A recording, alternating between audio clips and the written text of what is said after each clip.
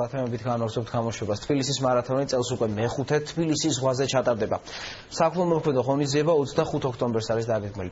მსურველებს დარეგისტრირება ინტერნეტის საშუალებით შეუძლიათ. მარათონში მონაწილეობას სულ რაღაც 10 ლარი ღირს. შემოსული თანხა ჰაიდელბერგ ცემენტის ინიციატივით გაორმაგდება და ბედიანის ბავშვთა სახლის მშენებლობასა და კეთილმოწყობას მოხმარდება.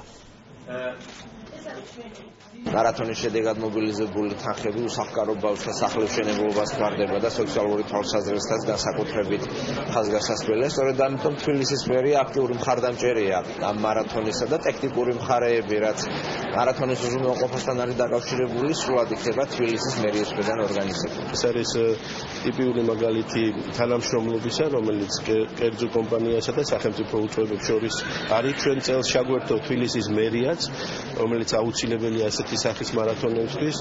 მე თავად დავრეგისტრირდები და აუცილებლად სტარტს ავიღებ, რა თქმა უნდა, ამ მარათონში.